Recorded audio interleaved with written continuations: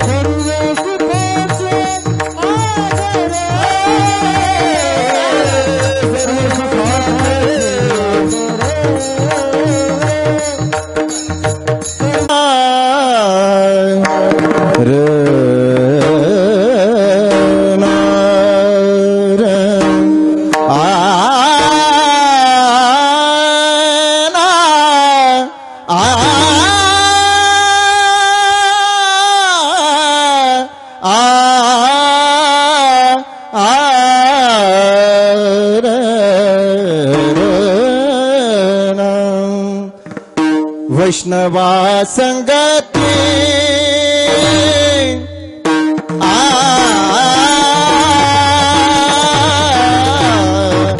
वैष्णवा संगती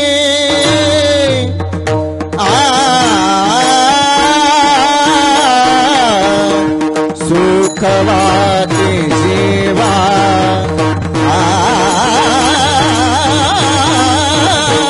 वैष्णवा संगती सुखवाते जीवा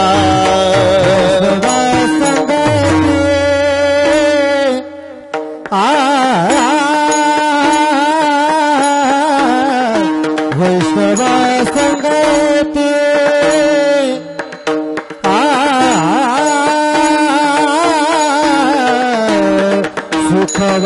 सुखवाते जीवा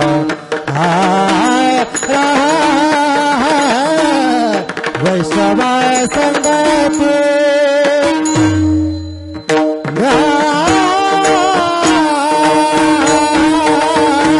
वैष्णवा संगती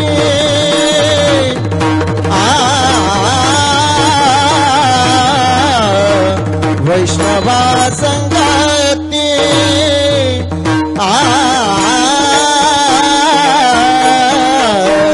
सुखवाती जीवा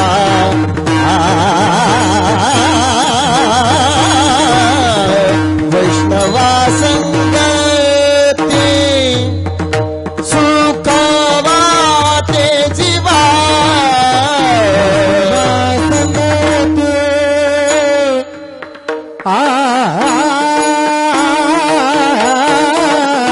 वैष्णवा संगती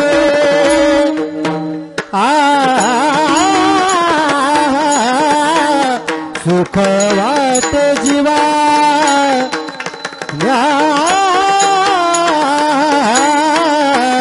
वैष्णवा संगती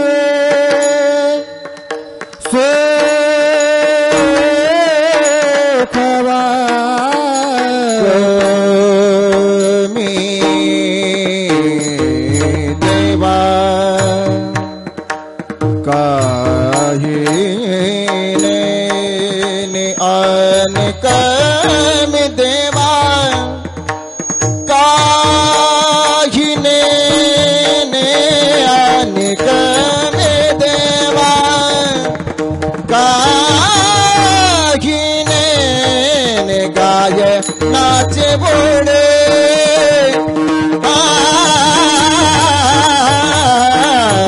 गायनाचे ओढे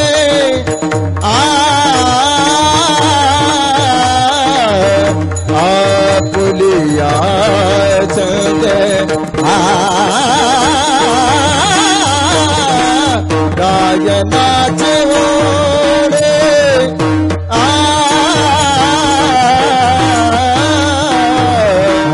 कवि देवा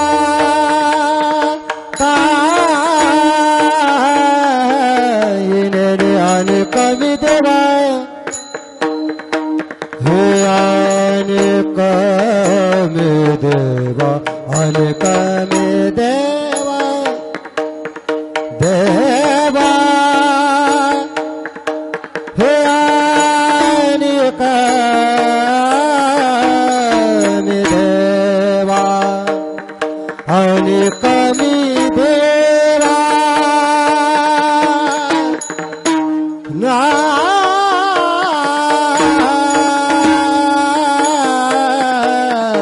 आणि कमी देवा हे देवा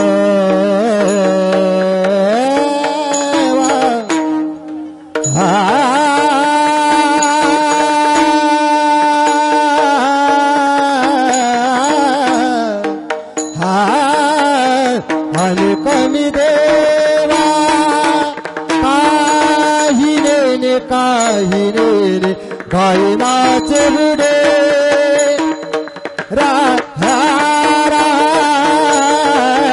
गायनाचे बुडे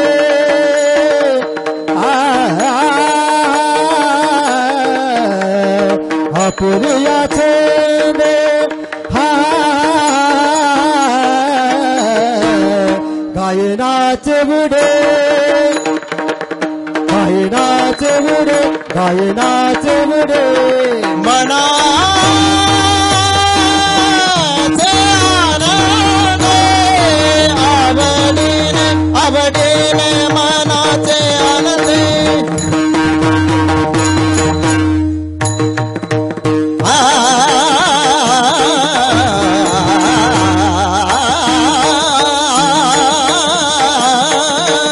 मनाचे आनंदे आवडीने आवडीने मनाचे आनंदे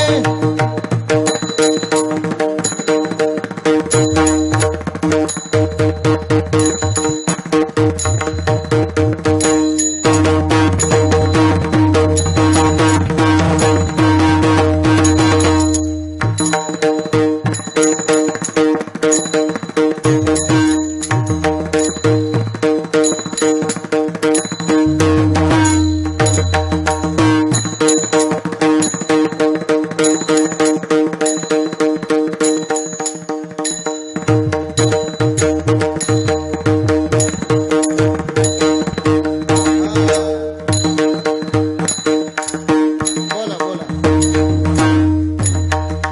मनाचे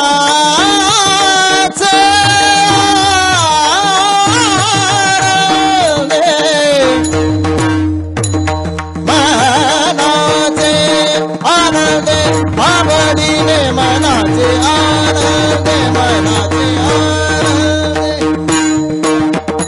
मनाचे आनंदे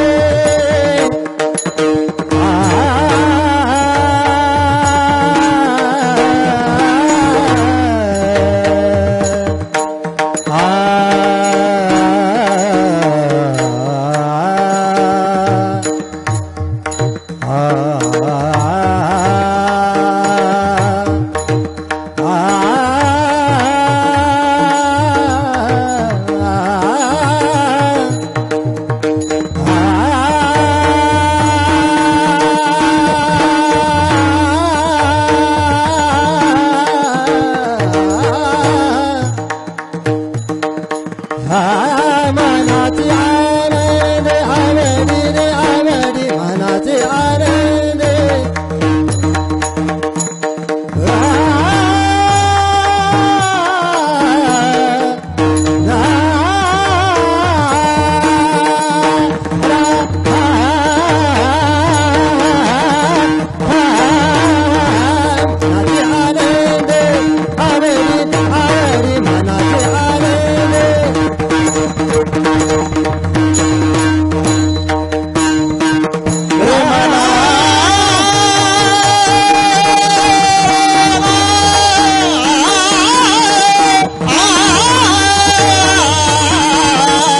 मनाचे आनंदे आवडीने आवडी मनाचे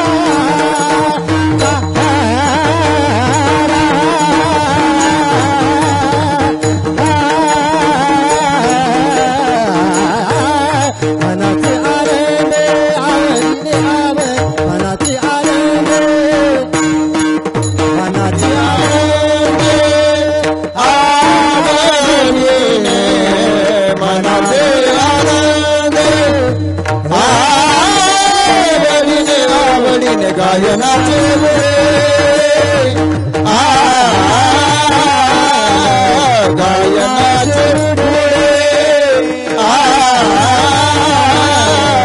मनाचे आनंद गायनाचे गायनाचे गायनाचे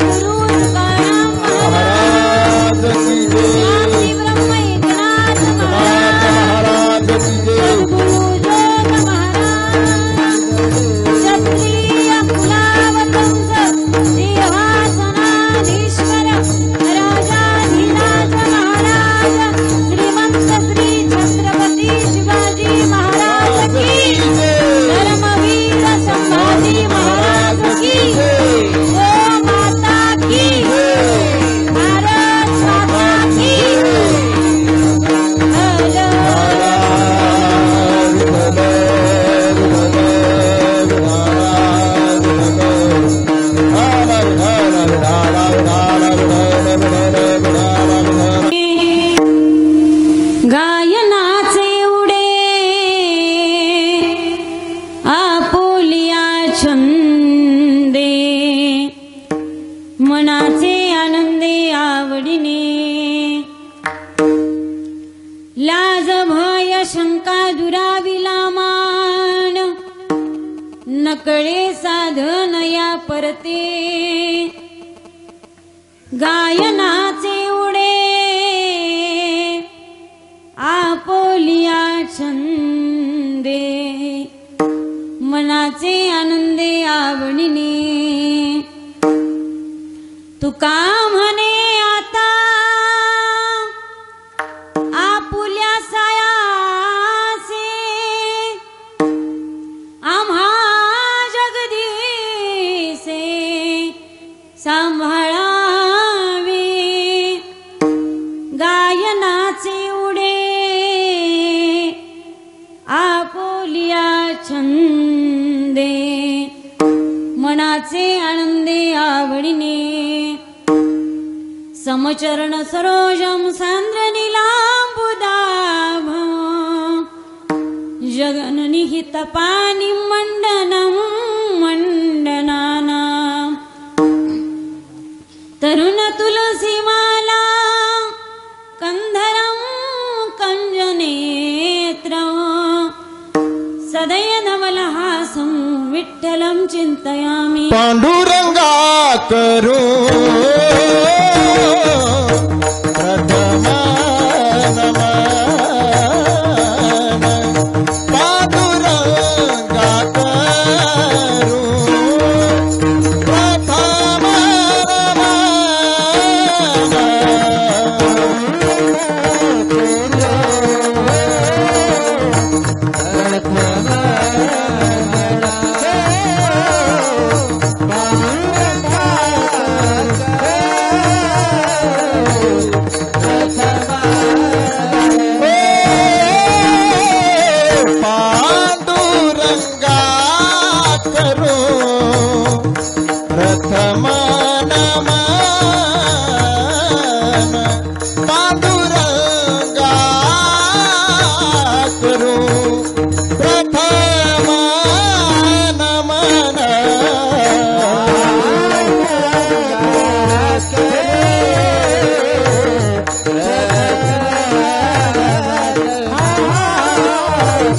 पांडुरंगा करू प्रथम नमन दुसरे चरण संताची या दुसरे चरण संताची या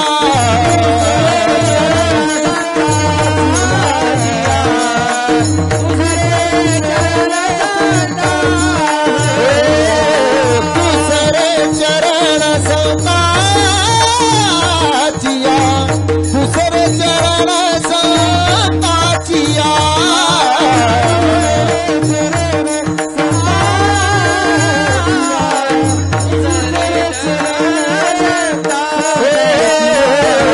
त्यांच्या कृपा जाणी कथेचा विस्तार बाबाजीच गुरु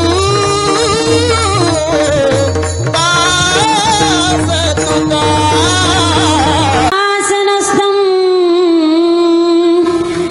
पदं भोजते जस्पुर दिक्प्रदेश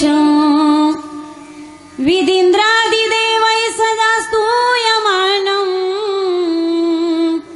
समाधिस्थमूर्तिं भजे ज्ञानदेवम् ॐ नमो ज्ञानेश्वरा करुणाकरा दयाळा तुमचा अनुग्रह लादलो पावन झालो चराचरी ओम शुक्लं ब्रह्म विचारसार परमामाद्यं जगद्व्यापिनीं विना पुस्तकधारिणीं भयदां जाढ्यान्धकारां पहां हस्ते स्फटिकमालिकां विदधतीं पद्मासनीं संस्थितां वन्दे तां परमेश्वरीं भगवतीं बुद्धिं प्रदं शारदाम् शरण शरण एकनाथा पायी माथा ठेविला नका पाहू गुण दोष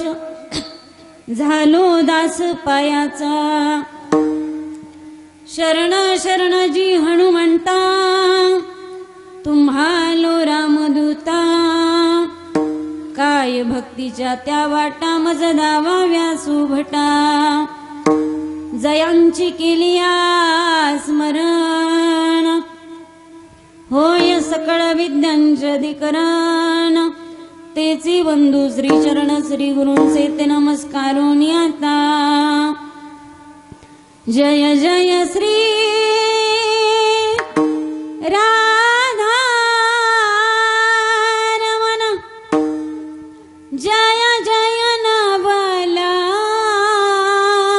किशोर जय गोपी चितचोर प्रभु जय जय माखन चोर. एकदा सर्वांनी प्रेमाने भगवंताचं भजन करा. एक साथ टाळी आणि एक मुखाने नाम माझ्यासोबत विठ्ठल विठ्ठल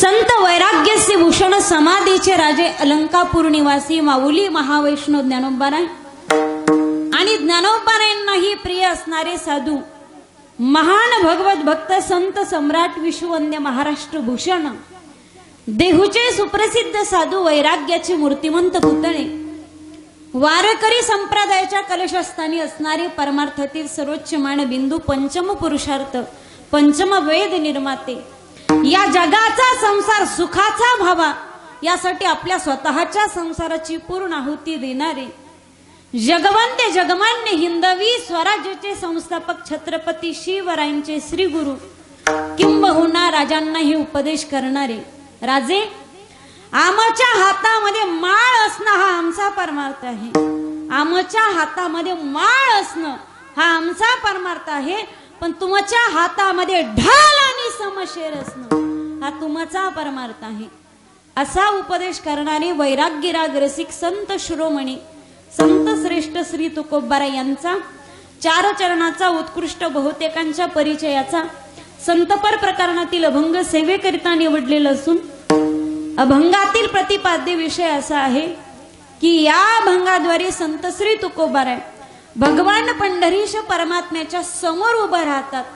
वैष्णवाच्या संगतीमध्ये प्राप्त झालेल्या परमसुखाचा परमसंवाद या अभंगाद्वारे करतात. विठ्ठल विठ्ठल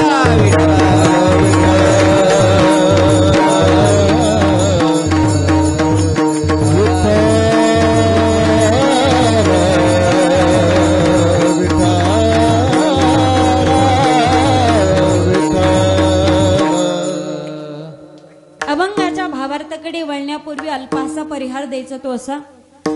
परमपुरुष परमात्मा परमाराध्य रुक्मिणी प्राण संजीवन जगदाधार पांडुरंग परमात्म्याच्या कृपेने सकल संतांच्या कृपाशीर्वादाने गावातील ज्ञानवृद्ध वयोवृद्ध तपोवृद्ध सर्वांच्या सहकार्याने आधिपत्याखाली संपन्न होत असलेला श्री क्षेत्र बोडखा येथे दरवर्षीप्रमाणे याही वर्षी संपन्न होत असलेला अखंड हरिनाम सप्ताह तथा ग्रंथराज ज्ञानेश्वरी पारायण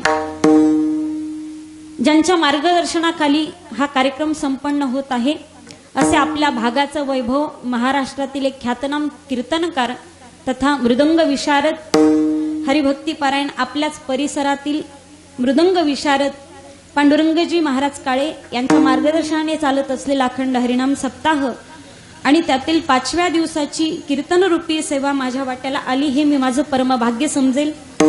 ज्यांच्यामुळे इथे येण्याचा योग लाभला असे कीर्तनाचे यजमान हरिभक्ती पारायण परमार्थ प्रेमी श्री राजेशजी कैलास भाऊ ढेरे आणि श्री केशव भाऊ शिवाजी पाटील ढेरे या दोघांमुळे इथे येण्याचा योग आणि तुमच्या सर्वांचं दर्शन. कार्यक्रमासाठी आवर्जून उपस्थित पंचक्रोशीतील सर्व भाविक वृंद, पंचक्रोशीतील सर्वच दिग्गज कलाकार, महाराष्ट्रातील सर्वच दिग्गज कलाकार या ठिकाणी उपस्थित आहेत. खरं तर महाराजांनी या ठिकाणी मी म्हणेल सगळ्या कलाकारांची मांदियाळी भरवली आहे असं म्हणायला काही हरकत नसावी. कार्यक्रमासाठी आवर्जून उपस्थित असलेले आपल्या भागातील ज्येष्ठ कीर्तनकार आणि परिसराचं वैभव हरिभक्तीपर्यंत आदरणीय आमचे धांडगे महाराज या ठिकाणी उपस्थित आहेत. त्यांना मी धन्यवाद देईल. ज्यांनी सुरुवातीची सुंदर उत्तम चाल गायली असे हरिभक्ती पारायण संगीत विशारद शरदजी महाराज काळे या ठिकाणी उपस्थित आहेत. सुरुवातीची सुंदर चाल गायली ते हरिभक्ती पारायण आदरणीय संगीत विशारद परमेश्वरजी महाराज मते या ठिकाणी उपस्थित आहेत. त्याचप्रमाणे हरिभक्ती पारायण मगर महाराज, हरिभक्ती पारायण बबन महाराज, त्याचप्रमाणे सर्व वारकरी विद्यार्थी मित्र या ठिकाणी उपस्थित आहेत. हरिभक्ती पारायण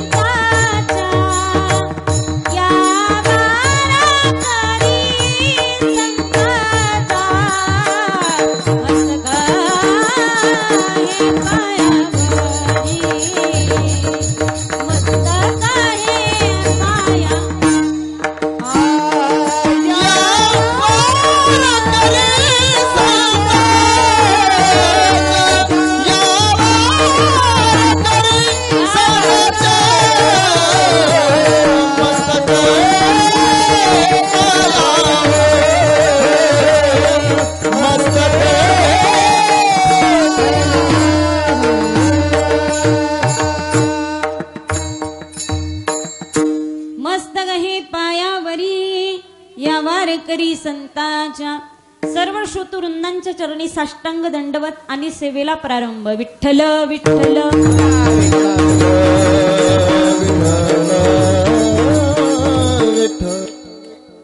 वैष्णवा संगती सुख वाटे जीवा आणि कमी देवा काही नेने गायनाचे उडे आपोलिया छंदे मनाचे आनंदे आवडीने. प्रस्तुत अभंग तुकोबारायांचा आहे, सर्वांच्या परिचयाचा आहे, सर्वांच्या पाठातला आहे. अभंगाचा अर्थ अत्यंत गोड आहे. या अभंगाद्वारे संवाद सांगितलाय. जे करतात ते तुकोबाराय आहेत, ज्याच्याशी करतात तो भगवान पंढरीश परमात्मा आहे. आज घरी जात असताना कीर्तनाहून काही घेऊन जाऊ नका. एखाद्याची चप्पल चुकून पायात येत असली तरी ती टाळायची, इथं सोडायची. पण घरी जात असताना कीर्तनातलं एक वाक्य घेऊन जायचं. बऱ्याचदा आमच्याकडे परिस्थिती अशी निर्माण होते, रात्रीच्या कीर्तनामध्ये अभंग कुठला होता आम्हाला काही ठाऊक नसतं, फक्त संताचा होता हे आमचं उत्तर फिक्स असतं. अरे कीर्तनामध्ये संताचेच अभंग घेतात का, पिक्चरची गाणी नाहीत घेत. अभंगामध्ये कीर्तनामध्ये संताचाच अभंग असतो. पण बऱ्याचदा आमची फसगत अशी होते, रात्रीचा अभंग कुणाचा होता, कोणत्या संताचा होता हे आम्हाला ठाऊक नसतं. आणि दुसरी गोष्ट, रात्रीचा अभंग कोणता होता हेही आम्हाला माहिती नसतं. आज घरी जात असताना रात्री रुपालीताईंच्या कीर्तनामध्ये अभंग कुठला होता हे जरी तुम्हाला लक्षात राहिलं नाही, पण रात्रीच्या कीर्तनामध्ये नेमकं काय होतं हे एवढं लक्षात घ्या, म्हणजे पूर्ण कीर्तन कळेल. हा कीर्तनाचा सारांश आहे. एक वाक्य लक्षात घ्या. अभंगामध्ये संवाद आहे. जे करतात ते तुकोबाराय आहेत, ज्याच्याशी करतात तो भगवान पंढरीश परमात्मा आहे. विठ्ठल विठ्ठल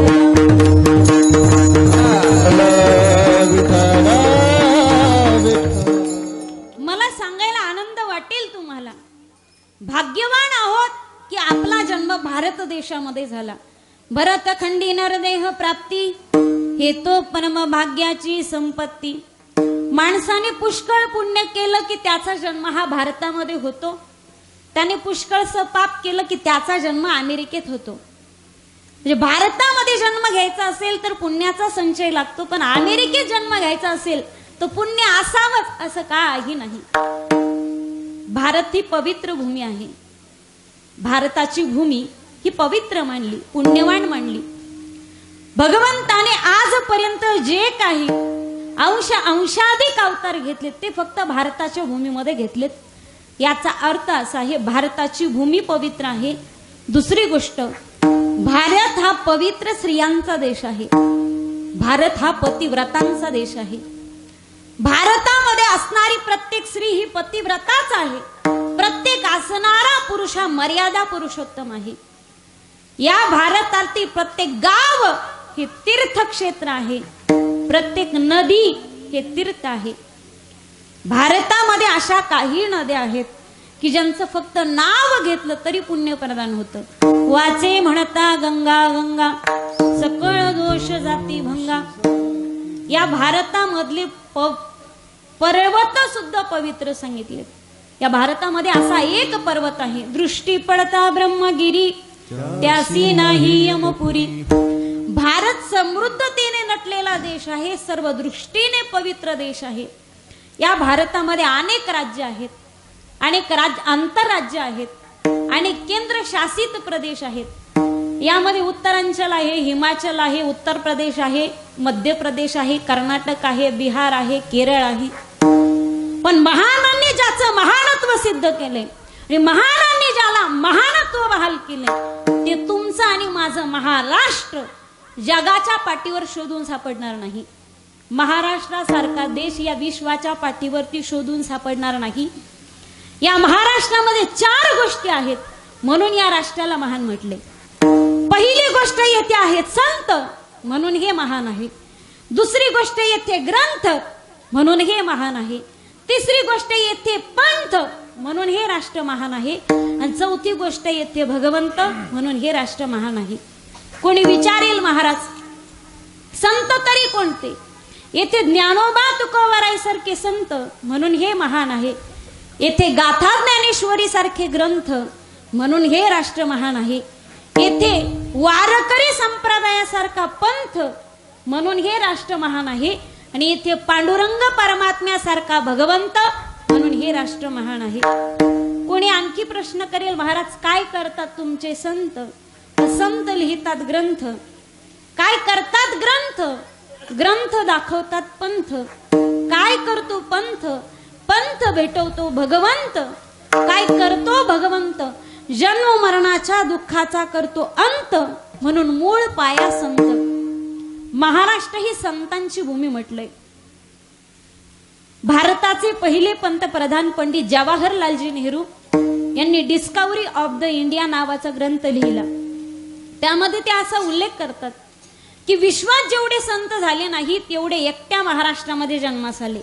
मी आणखी तुम्हाला महाराष्ट्राचं मोठेपण सांगेल. महाराष्ट्रामध्ये एवढे संत जन्मास आले जे विश्वाच्या पाठीवरती जन्मास आले नाही.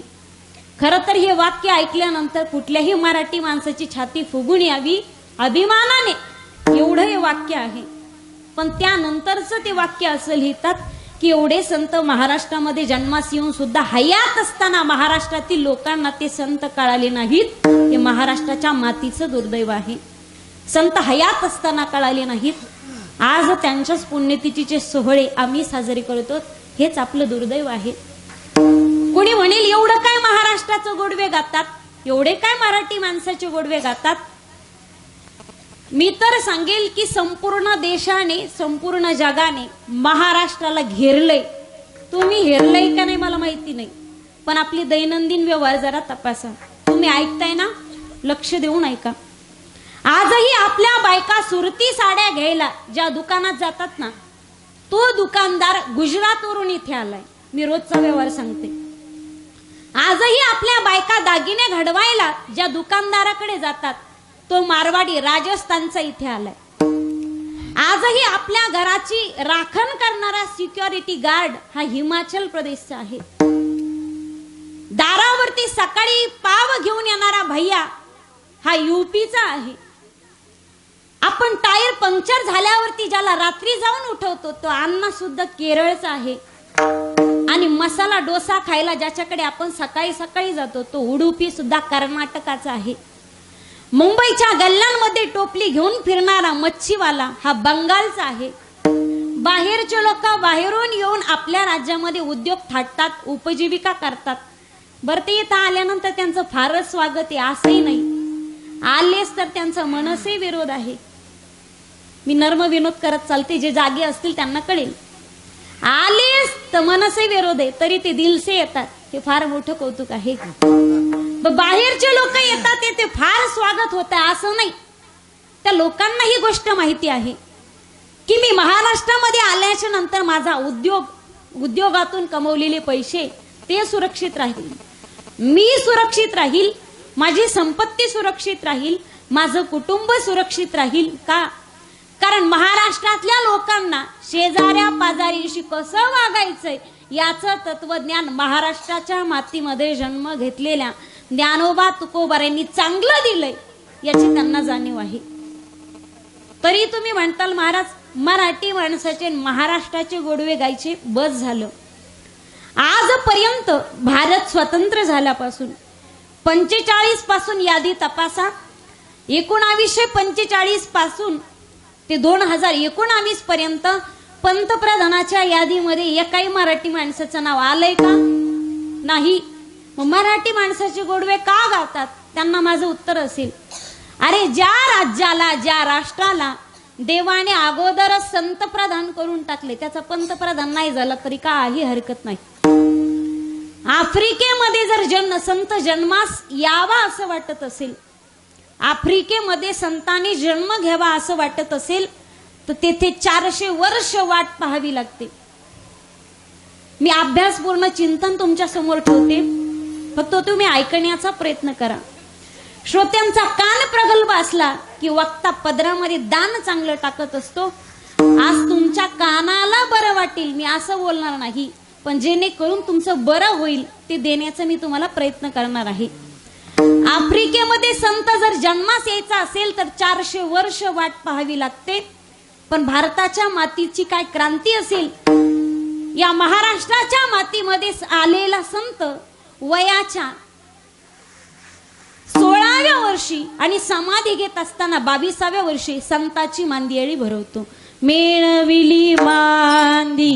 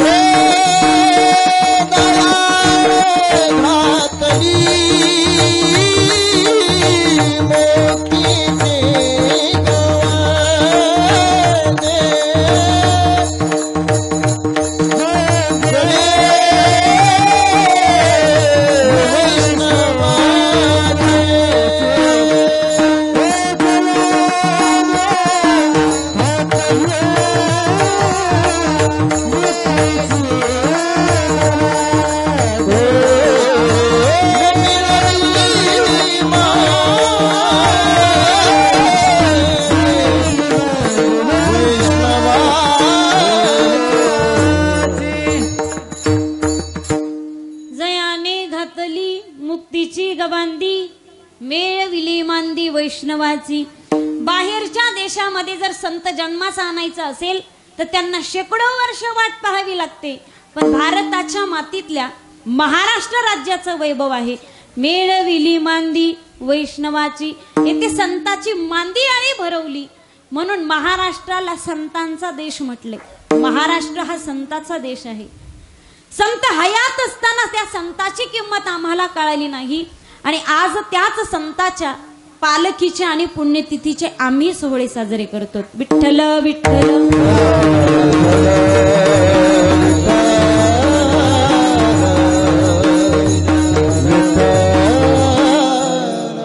तुम्ही चुळबुळ का करतात? पाऊस आला, थोडेसे भिजलात तर तुम्हाला काय मोड फुटणार नाहीत. हं? भक्त ऐसे जाना जे देही उदास, देह जाओ अथवा राहो. तुम्ही जर त्याचं चिंतन ऐकत असाल आणि त्याच्या चिंतनामध्ये जर मग्न झालात ना, तर त्याला तुमची काळजी करावी लागेल. तुम्ही तुमची काळजी कशाला करतात? त्याच्यावरती माझ्यावरती भरोसा ठेवा. भिजलात काय हरकत नाही, तुम्हाला सर्दी होणार नाही, ताप होणार नाही, याची मी ग्वाही देते. आलाच कोणाला तर 2-3 दिवसांनी मला परत भेटा, पण उठायचा कोणी काय प्रयत्न करू नका. विठ्ठल विठ्ठल.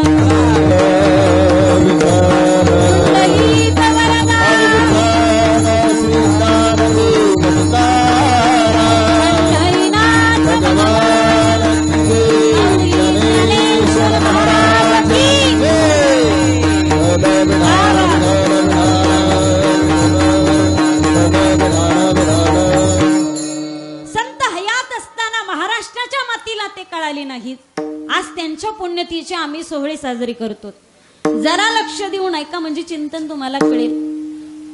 आज माऊली ज्ञानोबारायांच्या आपण जर पालखीचा सोहळा पाहिला, माऊली ज्ञानोबारायांची पालखी ज्यावेळी आषाढीसाठी प्रस्थान करते, आजही माऊली ज्ञानोबारायांची पालखी ही चांदीची आहे. आज माऊली ज्ञानोबारायांचा वैभव पाहिला, माऊली ज्ञानोबारायांना चांदीची पालखी आहे, चांदीच्या पादुका आहेत, चांदीचा रथ आहे. माऊली ज्ञानोबारायांच्या समाधीवरती पुण्यातील एका ज्वेलर्सने 1.25 किलो सोन्याचा, ओतीव सोन्याचा मुखवटा अर्पित केला. हे आज माऊलींचं वैभव आहे. पण ही गोष्ट ज्यावेळी माऊलींचं पूर्वचरित्र पाहिलं, त्यावेळी कुठंतरी ही गोष्ट मनाला ठसते. अरे, हयात असताना त्या सोन्यासारख्या मुखामध्ये कोणी घासभर अन्न घातलं नाही. आज माऊलींना सोन्याचा मुखवटा असून त्याचा उपयोग काय? खरं तर संत हयात असताना त्यांचं चरित्र मानवी बुद्धीला न कळणं, हेच जर संताचं लक्षण असेल, तर तेच संत सामान्य बुद्धीला कळतील ते कसे? हयात असताना जर संताची किंमत कळाली असती, तर माऊली ज्ञानोबारायांच्या जोडीमध्ये चिखल आणि दगडगोटे घातलेच नसते. हयात असताना संताची किंमत कळाली असती, तर तुकोबारायांचा गाथा मत्स्यगृहामध्ये बुडवला नसता. अरे, हयात असताना जर संताची किंमत जगाले कळाली असती, तर एकनाथ महाराजांच्या अंगावरती पान काऊन थुंकण्याची वेळ आलीच नसती. जगाच्या पाठीवरती एकमेव वारकरी संप्रदाय हा तत्वनिष्ठ संप्रदाय आहे, की ज्या संप्रदायाने तत्वाची पूजा केली. जे तत्व ज्ञानोबारायांनी सांगितलं तेच तत्व तुकोबारायांनी सांगितलं. जे तत्व तुकोबारायांनी सांगितलं तेच तत्व निळोबारायांनी सांगितलं. जे निळोबारायांनी सांगितलं तेच सद्गुरु जोग महाराजांनी सांगितलं. जे सद्गुरु जोग महाराजांनी सांगितलं तेच वैकुंठवासी मामासाहेबांनी सांगितलं. जे सद्गुरु मामासाहेबांनी सांगितलं तेच मोठे बुवांनी सांगितलं. जे गुरुवर्य मोठे बुवांनी सांगितलं तेच गुरुवर्य कुऱ्हेकर बाबा सांगतायत. जे गुरुवर्य कुऱ्हेकर बाबा सांगतात तेच आमचे गुरुवर्य सांगतात. आणि जे आमचे गुरुवर्य सांगतात ते मी सांगण्याचा प्रयत्न करते. आणि जे मी सांगते तेच माझे महाराष्ट्रातील सर्वच कीर्तनकार भगिनी आणि बांधव सांगण्याचा प्रयत्न करतात. आजपर्यंत आपल्याकडे वारकरी संप्रदायामध्ये कुठल्याही कीर्तनकाराने वेगळं दुकान मांडण्याचा प्रयत्न केला नाही, कारण आम्ही तत्वाची पुजारी आहोत. ज्या ठिकाणी व्यक्ती संप्रदायाचा संप्रदाय असेल, व्यक्तिपूजेचा संप्रदाय असेल, पण समाजाला त्याचे किती दरीश परमात्मा आणि या संप्रदायाचे तत्वनिष्ठ वारकरी संत माझे ज्ञानोबा तुकोबाराय आणि त्याच संत मालिकेमध्ये असणारे वारकरी संप्रदायाचे महामेरू जगद्गुरु श्रीमंत श्रेष्ठ तुकोबाराय यांचा सेवेकरता निवडलेला अभंग. विठ्ठल विठ्ठल.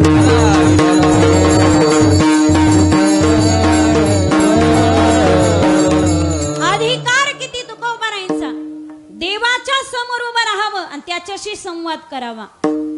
संवाद या एका अंशी आणि एका शब्दाने मी माझ्या कीर्तनाच्या प्रस्तावनेला प्रारंभ करते. यातून हे निष्पन्न होतंय, जगाच्या पाठीवरती भगवंताशी संवाद करणारे एकमेव संप्रदाय तो म्हणजे वारकरी संप्रदाय. आणि जगाच्या पाठीवरती भगवंताशी बोलणं करून देणारा एकमेव वर्ग तो म्हणजे संताचा. विठ्ठल विठ्ठल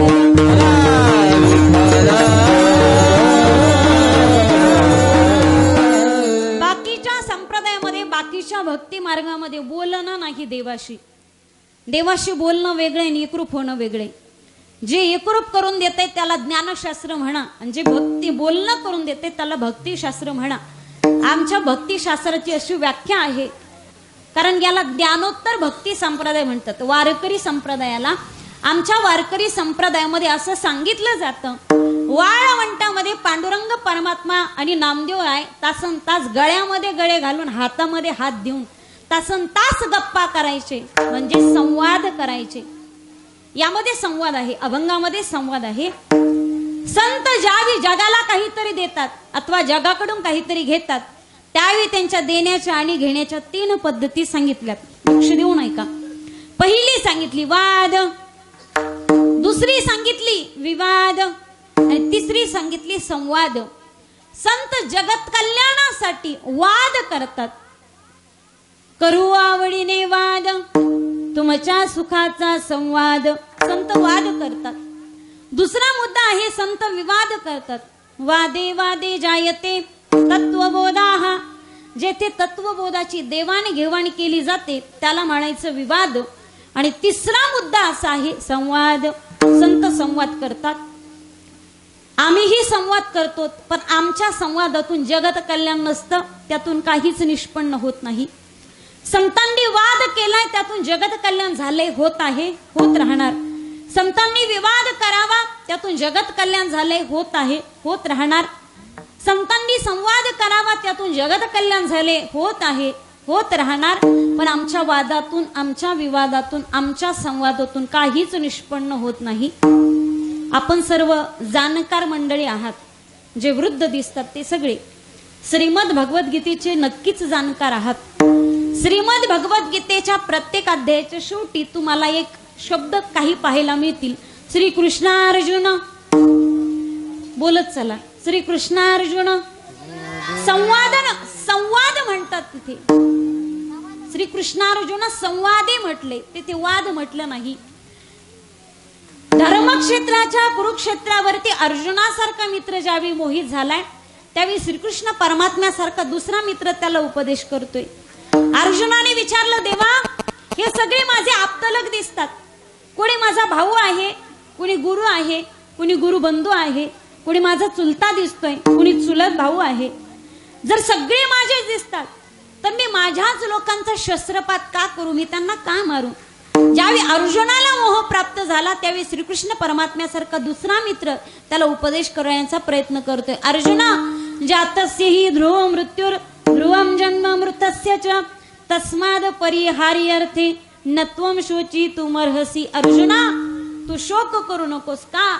शरीर जाता घवे नाशिवंत स्वभावे म्हणून तो झुंजावे. पंडुकुमारा तू लढला पाहिजेस.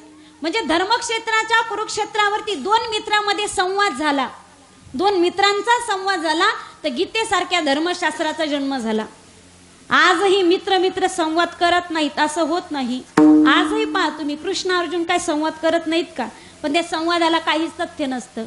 कृष्ण म्हणे अर्जुना लावणी तंबाखूला जो खाईल शहाणा तो माझा मित्र जुना. आजही संवाद करतात. आजही पहा तुम्ही ज्यावेळी 2 गृहिणी एकत्रित येतात, 2 गृहिणी 2 महिला एकत्रित येतात त्यावेळी चर्चा चलते साड्यांची. ह्या वर्षी ना मी दिवाळीला साडीच नाही घेतली. संक्रांतीच्या साडीचा मला कलरच नाही आवडला. का मारती त्याला साडी घेऊ संक्रांत जवळ आली बर का. आणि ह्या वर्षी असा नियम आहे की संक्रांतीला साडीच नाही घ्यायची. संक्रांतीला साडीच नाही घ्यायची. जी बाई साडी घेईल संक्रांतीला ती सप्तजन्म विधवा राहील. असं मी ऐकलंय बर का. तुम्ही सगळ्यांनी लक्षात ठेवायचं. तुम्ही यावर्षी संक्रांतीला साडी घ्यायची. बाया मरतील पण साड्याच खरेदी करतील. आमच्याकडे परतूरला साड्यांमुळे ऍक्सिडेंट झाला. त्या बाईनं कपाट उघडलं आणि उघडल्या सरशी ज्या कोंबू कोंबू ठेवलेल्या साड्या होत्या सगळ्याच एकदाच अंगावर पडल्या. सरपणाचं कामच नाही पडलं, बाई साड्याच जाळून टाकली. एवढ्या बायांना साड्या आवडतात. आजही 2 गृहिणी एकत्रित आल्या तर चर्चा चलते साड्यांची. आजही 2 फेट्यावाले म्हातारी एकत्रित येऊ द्यात, चर्चा चलते माड्यांची. आणखी नाही पहा तुम्ही, तलाठी ऑफिसला उतारे काढायला सगळे म्हातारीच असतात. आज लोकांना संसार सुटतच नाही. लोक म्हणतात बुवा राम राज्य आलं पाहिजे. म्हटलं आधी दशरथ बाजूला व्हायला पाहिजे तर रामराज्य येईल. आजही 2 फेट्यावाले म्हातारी एकत्रित आले तर चर्चा चलते माढ्यांची. आणि आजही 2 तरुण एकत्रित आले तर चर्चा चलते. आमच्याकडे एक म्हण म्हणतात, जमीन विकली बापाची पण गाडी घेतली आपाची. पुत्र व्हावाईसा गुंडा, ज्याच्या हातात हिरो, आई बापाच्या डोक्यावर धोंडा, बायकोचा घोळी तो. आजही 2 तरुण एकत्रित आलेत तर चर्चेतून शास्त्र जन्म घेत नाही. पण मला सांगू द्यात, जगाच्या पाठीवरती भारत असा देश असेल की जेथे मित्र आणि मित्राच्या संवादातून शास्त्राचा जन्म झाला, जेथे पती आणि पत्नीच्या संवादातून शास्त्राचा जन्म झाला. तुलसीदासजी रामचरित मानस मध्ये सांगतात की एकदा माता भवानी आणि भगवान शिवजी एका वटवृक्षाच्या खाली बसतात. भवानी शंकरो वंदे श्रद्धा विश्वास रूपिणौ, याभ्याम विना न पश्यन्ति सिद्धा स्वंतस्थमीश्वरम. दोघं बसले, दोघांमध्ये संवाद झाला, परिणामी रामचरित मानसची निर्मिती झाली. बटू विश्वास अचल निज धर्मा,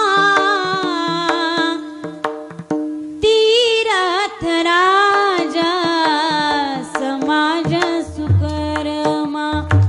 वटवृक्षाच्या खाली दोघे बसतात, दोघांचा संवाद झाला आणि पती पत्नीच्या संवादातून शास्त्राचा म्हणजे रामायणाचा जन्म झाला. ही आमची परंपरा आहे. संत सुद्धा ज्यावेळी संवाद करतात त्यातून अभंगाची निर्मिती झाली. तुकोबारांचे अनेक अभंग असतील. कधी देवाशी संवाद आहे, कधी साधकाशी संवाद आहे, कधी स्वतःच्या मनाशी संवाद आहे, पण त्या संवादातून जगत कल्याण झाले. महाराज आजच्या अभंगामध्ये संवाद आहे, आम्हाला हेही कळालं. संवाद दोघांमध्ये आहे, तुकोबाराय आणि देव या दोघांमध्ये संवाद आहे, आम्हाला हेही कळालं. पण अभंगातला नेमका संवाद झाला कुठे तेवढं तर सांगा. सांगते, एकदा प्रेमाने भजन करा. विठ्ठल विठ्ठल.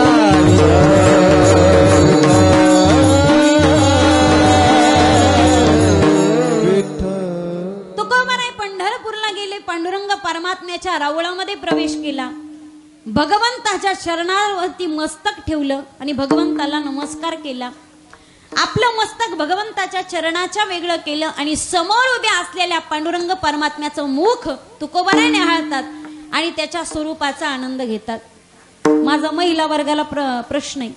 बाळांनो जरा व्यवस्थित बसा, मांड्या घाला, इकडे बघा. महिला वर्गाला माझा प्रश्न आहे, राहू दे. पांडुरंग परमात्मा दिसायला कसे येतो? पांडुरंग महाराज नाही विचारत मी, पांडुरंग परमात्मा दिसायला कसे? जागे आहात ना? मी फक्त महिलांना प्रश्न विचारते. पांडुरंग परमात्मा दिसायला कसे? पांडुरंग परमात्मा दिसायला कसे? महिला महिला महिलांना विचारते फक्त. पांडुरंग परमात्मा दिसायला सावळे. तुमचं उत्तर? माईक घेऊन येऊ का तिकडं? तुम्ही बोलत चला, कारण तुम्ही बोलल्याशिवाय मला बोलता येणार नाही. फक्त आपसामध्ये बोलू नका, माझ्या प्रश्नाचं उत्तर द्या. आपलं हे चालता बोलताय. 3 प्रश्नाची अचूक उत्तर द्या आणि चांदीचं नाणं तुम्हीच मला द्या, मी घेऊन आले नाही. माझ्या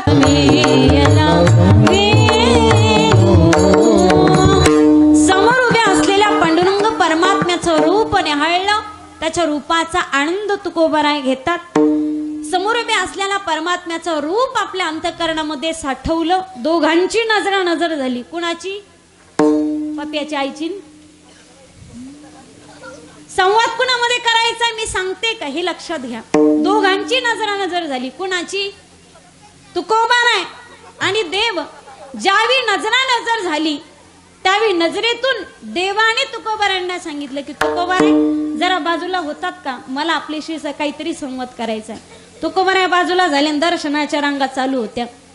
अर्धा तास झाला आणि तुकोबारायने देवाकडे पाहिलं. तुकोबाराय म्हणतात देवाला, देवा काय आहे ते सांग, मला जरा घरी जाण्याची घाई आहे.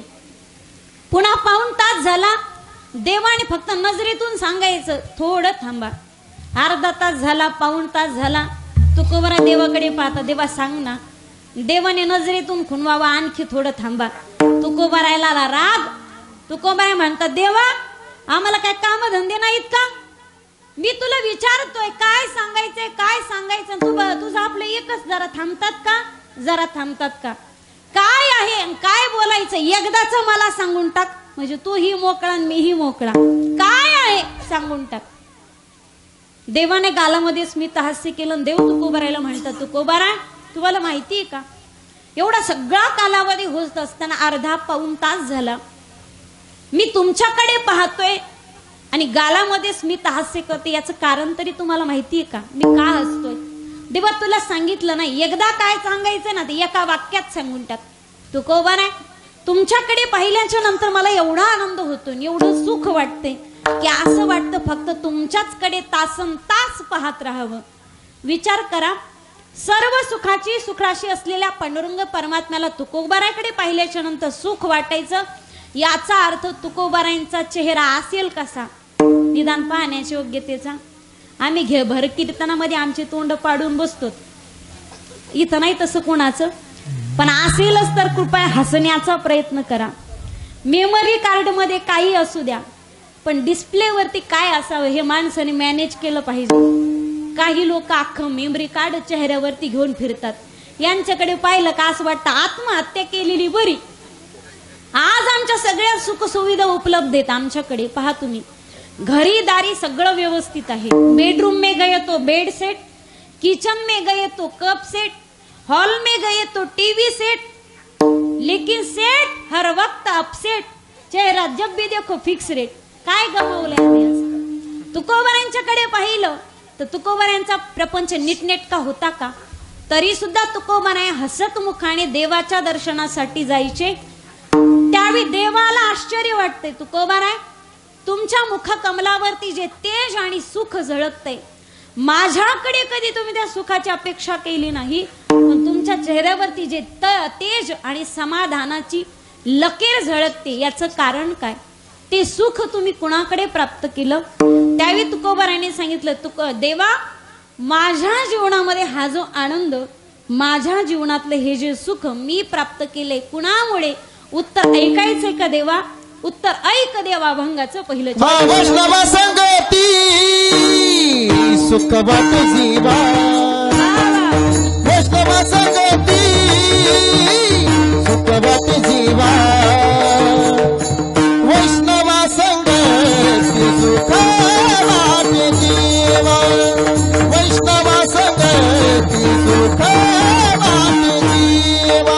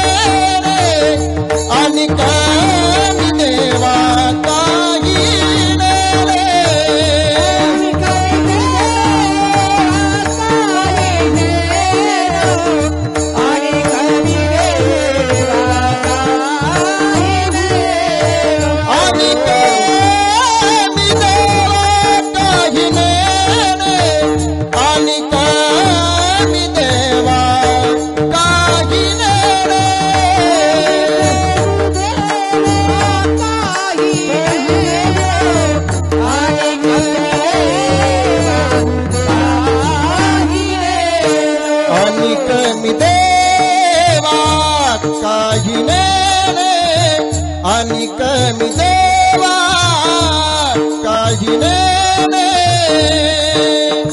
आणि कमी देवा काही नेणे, जयनाचे उडे आपुलिया चंदे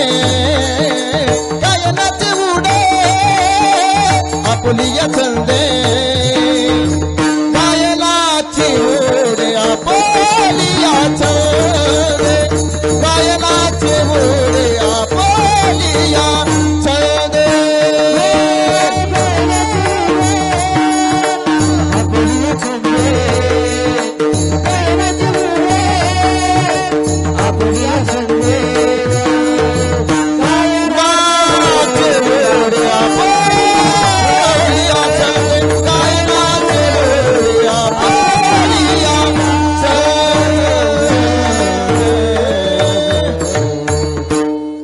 वैष्णवा संगती सुख वाटी जीवा आणि कमी देवा काही नेने देवा. माझ्या जीवनामध्ये हा जो आनंद मी प्राप्त केलाय कुणामुळे? वैष्णवा संगती. वैष्णवांच्या मुळे मला हा आनंद प्राप्त झालाय. वैष्णवाच्या संगतीमुळे मला आनंद प्राप्त झालाय. पण पहिली गोष्ट वैष्णव म्हणायचं कुणाला? वैष्णव तो जया अवघी देवावरी माया, किंवा वैष्णव जन तो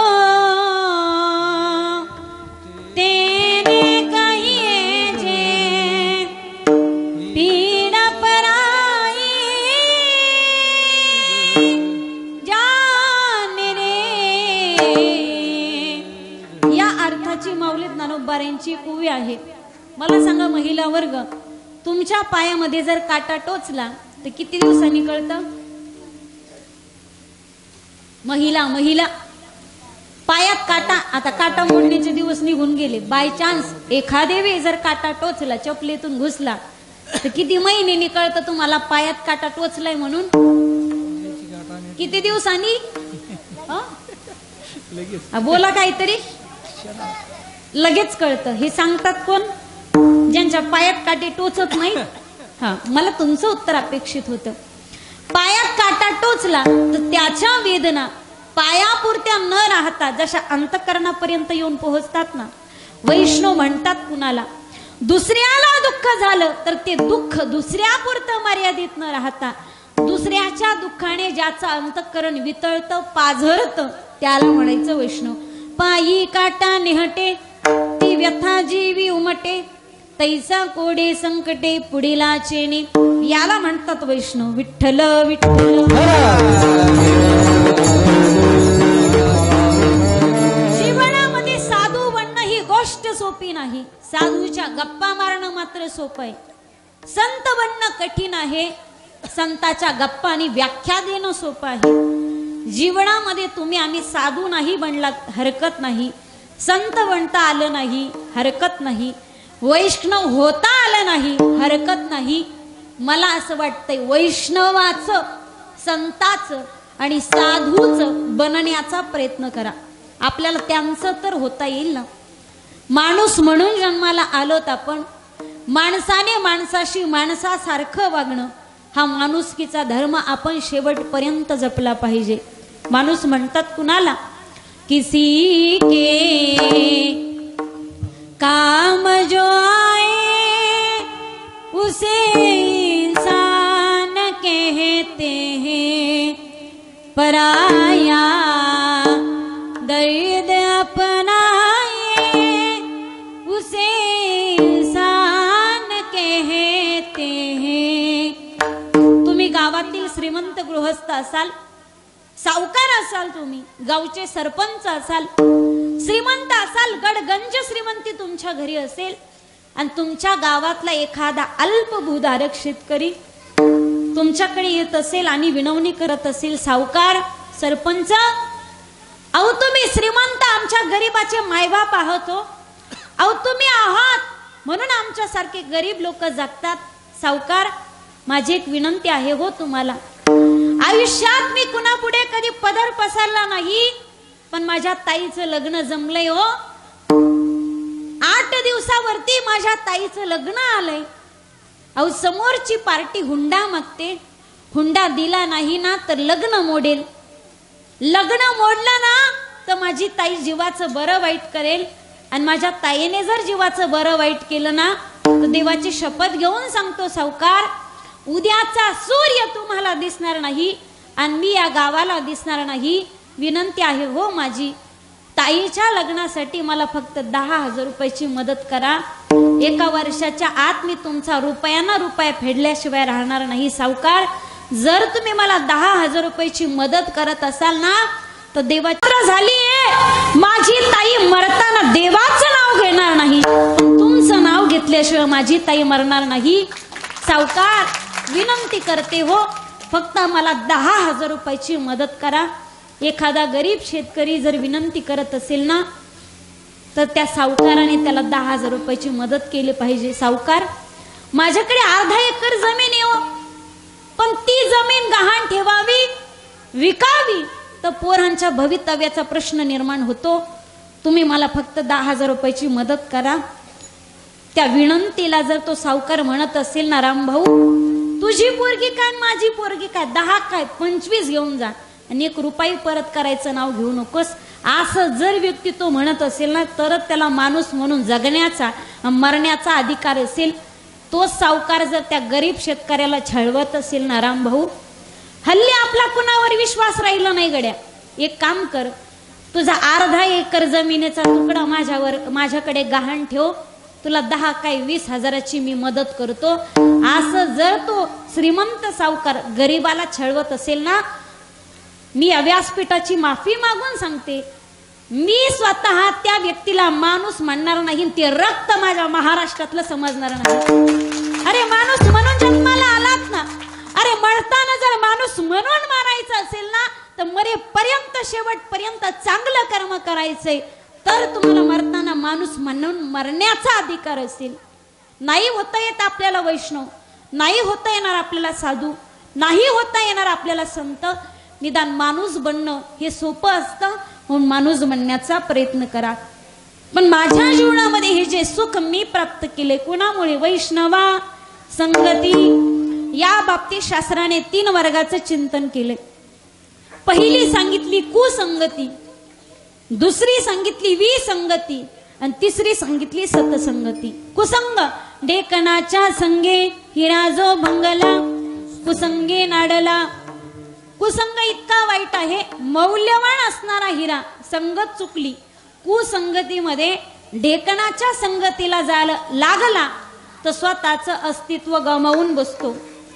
बरं का दांडगे महाराज, माझ्या जीवनामध्ये मला हा प्रयोग एकदा तरी करायचा आहे. माझ्याकडे ढेकून भरपूर आहेत, जागे आहात ना? ढेकून भरपूर आहेत माझ्याकडे, कोणी हिरा देते का याच्या शोधार्थ मी आहे. आपल्याला हा प्रयोग नक्कीच करायचा नाही. ज्या अर्थी तुकोबाराय सांगतात आपल्यासाठी शब्द हेच प्रमाण आहे. इथे हिरा फार महत्वाचा नाही, पुढचं वाक्य ऐका. कुसंगे नाडला साधू जैसा. साधू सुद्धा कुसंगाने नाडला जातो, इतका वाईट असा कुसंग आहे. दुसरा मुद्दा सांगतात विसंग. मी संसाराच्या गोष्टीचं चिंतन तुमच्या समोर करणार नाही, फक्त तुकोबारायच्या प्रमाणाला स्पर्श करून मी पुढे चालेल. बाळांनो मांडे घालून व्यवस्थित बसा. विठ्ठल विठ्ठल.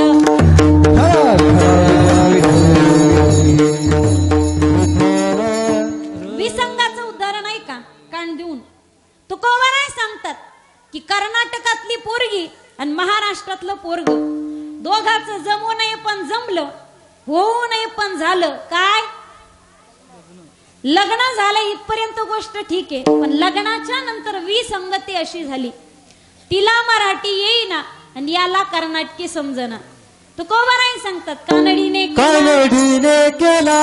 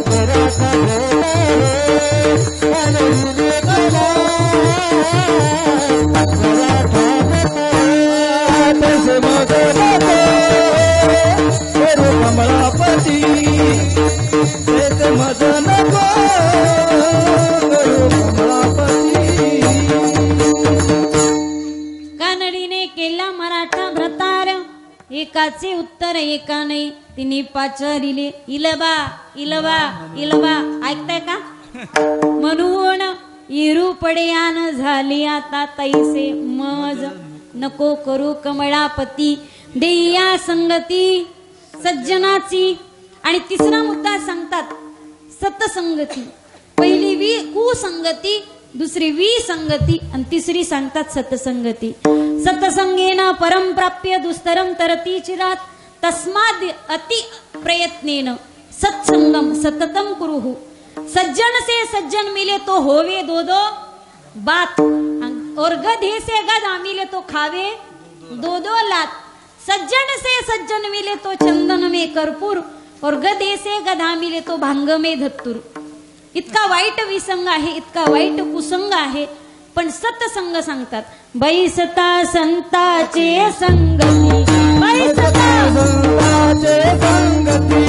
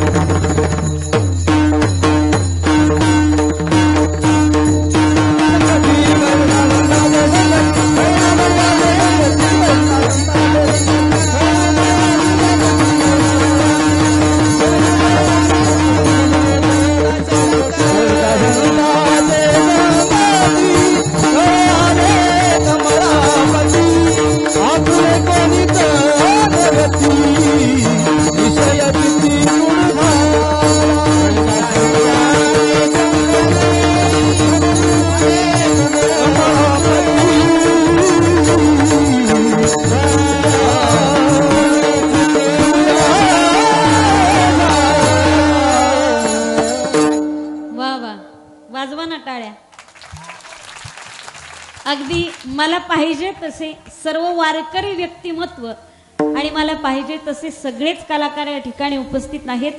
वारकरी कीर्तन हे युद्ध पातळीवर चाललं पाहिजे. या ठिकाणी भजनाच्या चाली चालत नाहीत, कारण वारकरी कीर्तन हे युद्धच असतं असं म्हटलं तरी वावगं ठरणार नाही. एकदा सर्वांनी अंतःकरणापासून सगळ्यांच्या कार्याचा गौरव करत असताना, कलेचा गौरव करत असताना एकदा बेंबीच्या देठापासून जोरदार टाळी वाजवा. वा वा. पण आपल्या टाळ्या जरा जास्त जोरदार होत्या. हार्ट, कला ही हृदयाची भाषा असते, पण ती कळण्यासाठी मंडपामध्ये माणसं असून चालत नाही, त्यांच्यातली कलाप्रियता जिवंत लागते. काही माणसं जिवंत असून सुद्धा मेल्यासारखी जगतात, त्यांच्यामध्ये कलाप्रियता नसते. आपल्याला येत नाही हरकत नाही, पण समोरच्या ती कला जिवंत आहे ना, त्या कलेवरती प्रेम करण्यासाठी शिका. कलेवरती प्रेम माणसाने केलं पाहिजे. पण आपल्याकडे हल्ली झालंय असं, विद्वानेव विजानाती विद्वत जन परिश्रम नाही वंध्या विजानाती गुरुविम प्रसव वेदनात ना गुणी गुणिनम व्यक्ती गुणी गुणीषु मत्सरी गुणीच्या गुणरागीच्या विरलो सरोला जनाहा. गुणहीन व्यक्ती गुणवंताचं कौतुक करू शकत नाही, गुणवान गुणवानाचा मत्सर करतो. पण जगामध्ये असे वारकरी व्यक्तिमत्व दुर्लभ असतात जे स्वतः सर्व गुण संपन्न असून सुद्धा गुणवंतावरती प्रेम करतात. हे आमच्या नवीन पिढीच्या मनाचं मोठेपण आहे. म्हणून एकदा टाळी वाजवा. इकडे प्रत्येकाकडे प्रत्येक गोष्ट आहे, पण तरुण कीर्तनकारामध्ये गोष्टीमध्ये बदल आलाय. इथे प्रत्येकाला प्रत्येकाचं वेगळं ऐकावंसं वाटतं, प्रत्येकाला प्रत्येकाचं वेगळं ऐकावंसं वाटतं. गायन ऐकावंसं वाटतं, कीर्तन ऐकावंसं वाटतं, वादन सुद्धा ऐकावंसं वाटतं. नवीन पिढीतील बदल आहे, नवीन पिढीच्या मनाचा मोठेपणा आहे. विठ्ठल विठ्ठल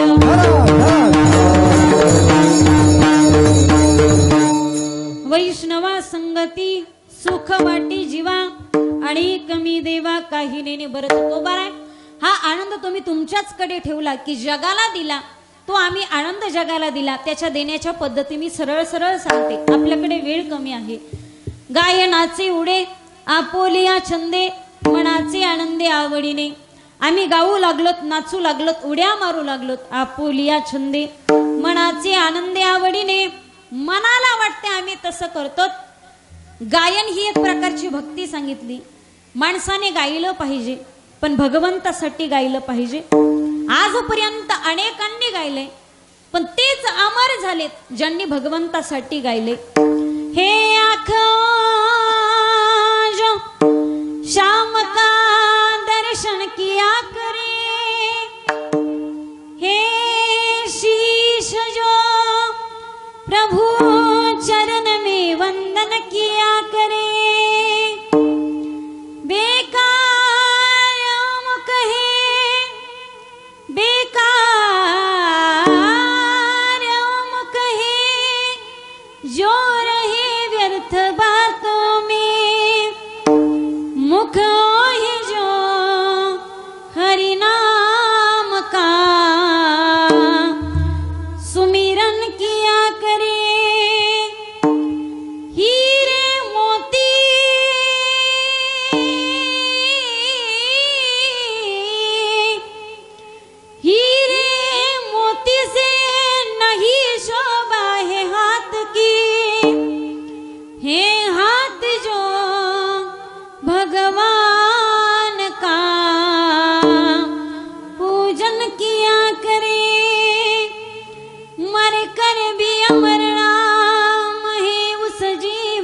जग में प्रभु प्रेम में बलिदान जो जीवन किया करे. ऐसी लागी लगन मेरा हो गई मगन. ऐसी लागी लगन मेरा हो गई मगन. वो तो गली गली हरि गुण गाने लगी. महलों में पली बन के जोगन चली. मीरा रानी दीवानी बहाने लगी. ऐसी लागी लगन, ऐसी लागी लगन, ऐसी लागी लगन. माणसाने गायलं पाहिजे, पण भगवंतासाठी. तुका प्रेमे नाचे गाय गाणी यात विरोणी जाय. गाऊ लागलोत, आम्ही नाचू लागलोत. नाचणं ही एक प्रकारची भक्ती आहे. बऱ्याच महिलांना असं वाटतं कीर्तनामध्ये हात वरती घेऊन टाळी वाजवावी. हरिपाठ चालला असेल तर पावले खेळवाव्यात. कथा चालली असेल तर उठून नृत्य करावं. वाटतं की नाही? वाटतंय ना? महिला वाटतंय ना? पण घरी गेल्यावर हे गिऱ्हाईक नीट असलं पाहिजे ना. तर त्यांनी घरी गेल्यावर म्हणायचं लय भक्ती झाली होती, मोठ्यानं टाळ्या वाजवत होती, लयच पावले खेळत होती. या असं म्हणण्याची दाट शक्यता आहे. पण यांना घाबरू नका. तुमचा परमार्थ शेवटपर्यंत टिकवावा असं वाटत असेल ना, तर तुकोबाराय सांगतात मी जसा परमार्थ केला ना तसा तुम्ही करण्याचा प्रयत्न करा. आणि लोकांच्या लोकवादाला घाबरू नका. पहा तुम्ही, कसंही वागा लोक नावच ठेवतात, कसंही वागा लोक नावच ठेवतात म्हणून तेच जा. योग्य आहे का? कसंही वागलं तर लोक नावच ठेवतात. पण भक्ती करत असताना गायन ही एक प्रकारची भक्ती सांगितली. आम्ही गाऊ लागलो. नाचणं, नृत्य ही प्रकारची भक्ती सांगितली. आम्ही नाचू लागलो. गायनाचे उडे आपोलिया छंदे, मनाचे आनंदे आवडीने. आम्हाला जसं आवडतो ना तसं आम्ही करतो. त्यावेळी तुकोबारायांना देवाने विचारलं, का हो तुकोबाराय, नाचत असताना, गात असताना, उड्या मारत असताना तुम्हाला काही लाज वीज काय वाटत नाही का? लाज भय शंका दुरावी मान, लाज भय शंका दुरावी मान, लाज भय शंका दुरावी मान, लाज भय शंका दुरावी मान,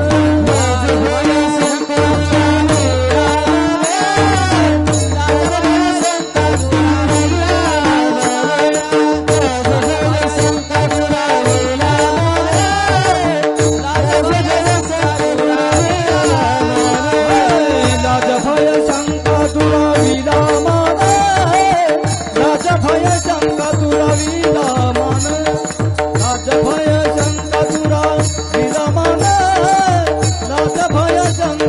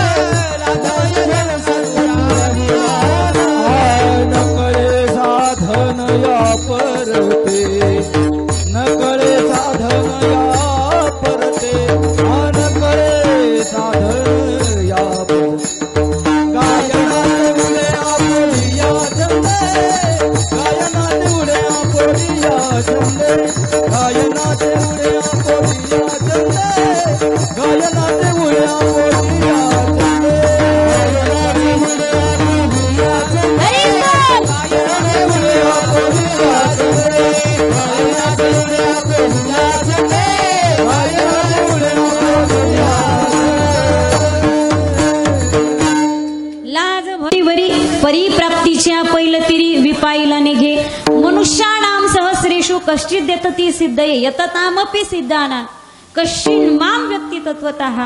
परमार्थाला हजारो लाखो कोट्यावधी लोक लागतात, पण परमात्म्यापर्यंत तोच एकटा पोहोचतो. परमार्थाला सगळेच लागतात, पण परमात्म्यापर्यंत तोच परमार्थ पोहोचतो. परमार्थ शेवटपर्यंत टिकवावा असं ज्याला वाटतंय ना, त्याने जीवनातल्या 4 गोष्टी घालवाव्या लागतात. ऐका, पहिली लाज, निर्लज्ज व्हावं लागतं. भय जावं लागतं, निर्भय व्हावं लागतं. शंका मनातली जावी लागते. संशयाहुनी थोर अनेक पाप नाही घोर, विनाशाची वाघोर प्राणी असी. आणि चौथी गोष्ट, मान जावा लागतो, त्याला मानाचं हनन करावं लागतं. तुकोबाराय सांगतात, माझ्या जीवनातला मान गेला. आज कोणी वेड्या तुक्या म्हटलं, मला त्याचं काहीच वाटत नाही. कोणी जगद्गुरु तुकोबाराय म्हटलं, मला त्याचं काहीच वाटत नाही. माझी गाढवावरती बसून धिंड काढली, त्यावेळी तुकोबाराय आवलीला म्हणतात, आवले बघ आपली गावकऱ्यांनी मिळून कशी वरात काढली.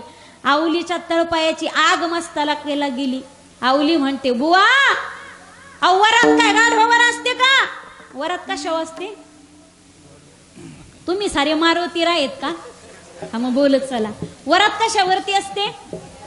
अहो बुवा, वरात ही घोड्यावरती असते. त्यावेळी तुकोबाराय सांगतात, आमच्यासारख्या समर्थ आणि सिद्ध पुरुषासाठी हे काय अवघड आहे. आवले गाढवाचे घोडे आम्ही करू दृष्टी पुढे. या अवस्थेला म्हणतात लाज भय शंका दुराविला मान, न कळे साधन या परते. त्यावेळी देवाला राग आला, तुकोबाराय सगळे जर वैष्णवाच्या संगतीमध्येच तुम्हाला प्राप्त झालं, मी का कोणत्या कामाचं न धामाचा, माझं काही कामच नाही का? ज्यावेळी देवाला राग आला त्यावेळी तुकोबाराने देवाकडे पाहिलं, दोन्ही हात समोर केले. देवाला पाहून म्हणतात, हे जगदीशा माय बापा, सगळं जरी आम्हाला संतांमुळे प्राप्त होतंय, सगळं जरी संतांमुळे सहज शक्य झालं ना, तरी हे शेवटपर्यंत टिकवायचं असेल ना, तूच महत्वाचं आहेस. अभंगाचं शेवट.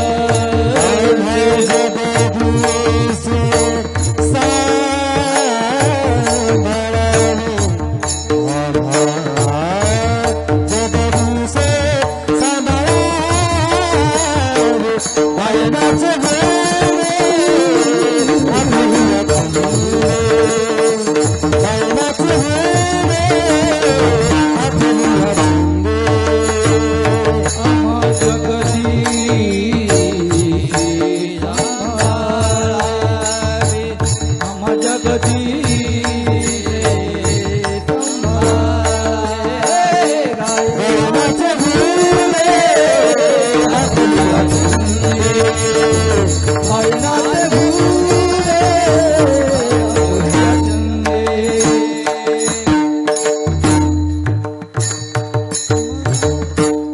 तुका म्हणे आता आपुल्या सायाचे आम्हा जगदीशे सांभाळावे गायनाचे उडे आपुल्या छंदे मनाचे आनंदे आवडीने.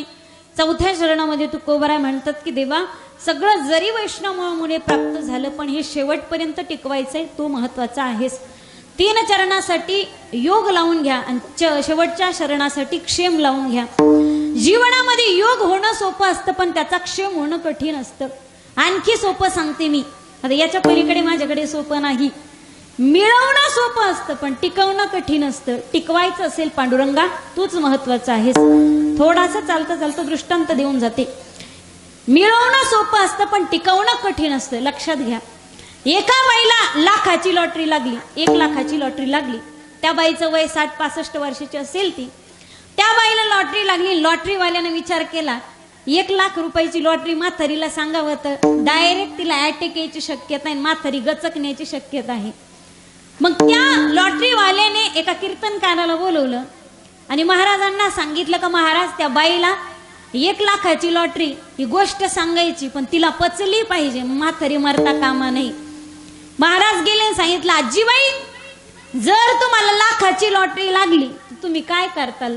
ती म्हातारी म्हणती बाई महाराज मला 1 लाखाची लॉटरी अहो लागणच कशी. लागली तर महाराज तुमची वाचा खरी हो, तुमच्या तोंडात साखर पडो, त्यातली निम्मेच मी घेणं निम्मे तुम्हाला देईन. म्हातारीला सांगायच्या आधी महाराजच गचकला. मिळवणं सोपं असतं पण टिकवणं कठीण असतं. टिकवायचंय म्हणून पांडुरंगा शेवटपर्यंत तूच महत्वाचा आहेस. अभंगाच्या 4ही चरणाचा अर्थ तुमच्या समोर संपवला. एकदा वारकरी संप्रदायाच्या नियमाप्रमाणे मातृवर्ग पितृवर्ग आबालवृद्ध एकदा साऱ्यांनी हात वरती घ्या. अभंगात सांगितल्याप्रमाणे लाज भय शंका दुराविला मान. मातृवर्ग हात वरती घेतले, टाळकरी सोडून सर्व पितृवर्ग आबालवृद्ध तरुण तरुणी तिकडे महिला वर्ग महिला वा वा वा सर्वांनी घेतलेत हात वरती. विढोंबा रखुमाई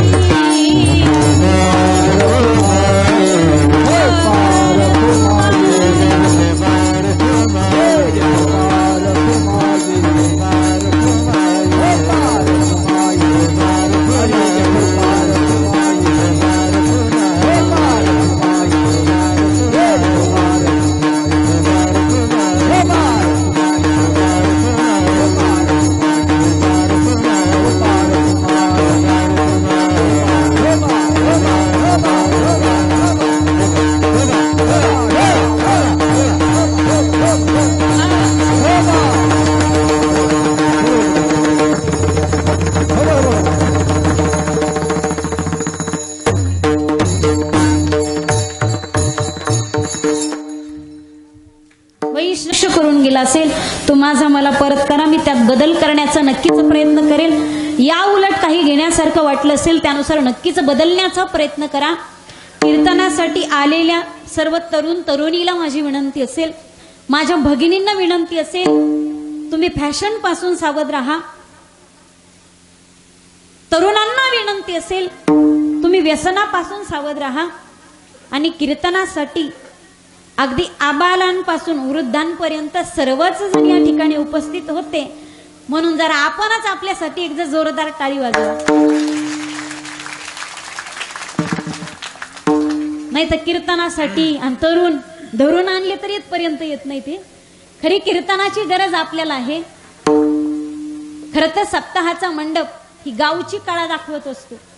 सप्ताहामध्ये पडलेला उजेड हा लाईटचा आणि बल्बचा नसतो, तर लोकांच्या डोक्यामध्ये आजपर्यंत सप्ताह होत गेले ज्ञानाचा प्रकाश किती पडलाय हे मंडप दाखवत असतं. आणि ते आपल्या सप्ताहाच्या मंडपाने या ठिकाणी दाखवून दिले. खरं तर हरिभक्तीपरायण आदरणीय पांडुरंगजी महाराज काळे यांच्या नियोजनामध्ये आपल्या तालुक्यामध्ये जिल्ह्यामध्ये अनेक कार्यक्रम होतात आणि गावगाव लोक अनेक सप्ताह करतात. अनेक कीर्तन महोत्सव उत्सव करतात. आजपर्यंत मी अनेक उत्सव पाहिलेत. आम्ही महाराष्ट्राच्या बाहेर सुद्धा फिरतो. पण आबालांपासून वृद्धांपर्यंत उपस्थित असलेल्या श्रोतवृंदांमध्ये तुमचं गाव पहिलंच आहे की ज्याच्यामध्ये छोटे छोटे मुलंही होते, तरुणीही होत्या, तरुणही होते, म्हातारेही होते, सर्वच गृहस्थ या ठिकाणी उपस्थित होते.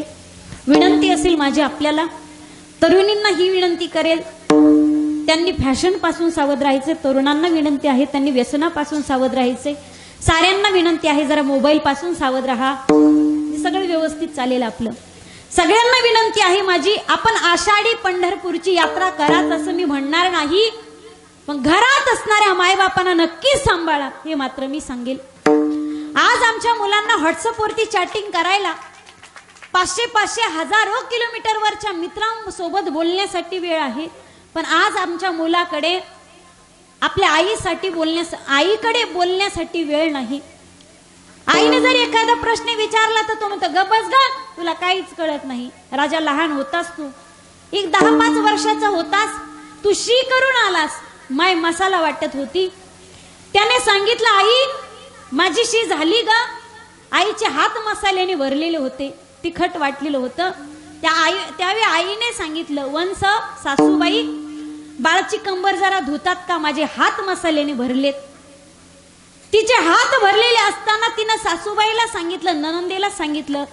आज तो 20 वर्षाचा झाला तर म्हणतो आई तुला कळत नाही. मला वाटतं खरंच कळत नाही. भरलेल्या हाताने कंबर धुवायला पाहिजे होती, नसती आग झाली मग बोला. आज आम्हाला ताप आला ना, हजारो किलोमीटर वरून आम्हाला hi hello bye take care म्हणणारे, काळजी घे म्हणणारे आमचे मित्र असतील. पण अजून लक्षात ठेवा, माझा राजा जेवला नाही, ताप आली का काय त्याला. रात्री 12 वाजता तुमच्या कपाळाला हात लावून पाहतो तुमचा ताप, तो फक्त असतो तुमचा बाप.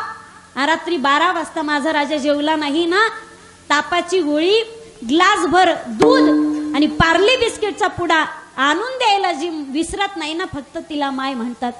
अरे ज्याला कळाला घरातील बाप त्याला कळालं विठोबा, आणि ज्याला कळाली घरातील आई त्याला कळाली रखुमाई. वेगळे पांडुरंग रुक्मिणी, वेगळं पंढरपूर पाहण्याची त्याला गरज नाही. विनंती आहे मला, आषाढी पंढरपूरची यात्रा करा, पण कराच असं मी म्हणणार नाही. पण घरी असणाऱ्या माय बापांची मात्र सेवा करा. गोहत्या करू नका. फक्त 4-5 हजारासाठी आपली धर्माची माय कसायाला विकू नका. गोहत्या करू नका. दुसरी गोष्ट स्त्री भ्रूण हत्या करू नका. दिल्लीमध्ये निर्भया प्रकरण घडलं, लोक त्याला विसरली होती. कुठंतरी महिलांना न्याय मिळतोय, माणुसकीला न्याय मिळतोय असं वाटत होतं. त्यानंतर कोपर्डीतलं प्रकरण घडलं, महिलांवरील अत्याचार वाढू लागला, पण त्यालाही लोक विसरली. कुठंतरी समाज बदलतोय आणि सुधारतोय असं लोकांना वाटत होतं. पण गेल्या काही दिवसांपूर्वी जे हैदराबाद मध्ये प्रकरण घडलं, हे तर माणुसकीला काळीमा फासणार आहे. लक्षात घ्या. अरे महिलांवरील अत्याचार हा मानवतेला डंक आहे. महिलांवरील अत्याचार हा मानवतेला डंक आहे आणि देशाच्या राजधानीला हाच मोठा कलंक आहे. भारतासारख्या संस्कृती प्रधान देशामध्ये खरं तर तुम्ही माझ्या भावनांची कदर केली, टाळ्या दिल्या त्याबद्दल धन्यवाद. पण प्रसंग हृदयद्रावक आहे. खरं तर माणुसकीला काळीमा फासणारी ही घटना घडत असताना मनाला एक गोष्ट सलते. ज्या संस्कृती प्रधान भारत देशामध्ये स्त्री ही आमच्या देव्हाऱ्यातली देवता सांगितली, पण ती आज भारतामध्ये स्त्री जर सुरक्षित राहू शकत नाही, त्या भावी भारतावरती संकट कोणकोणते येणार ते पेलण्यासाठी आम्ही निश्चित तयार असलं पाहिजे.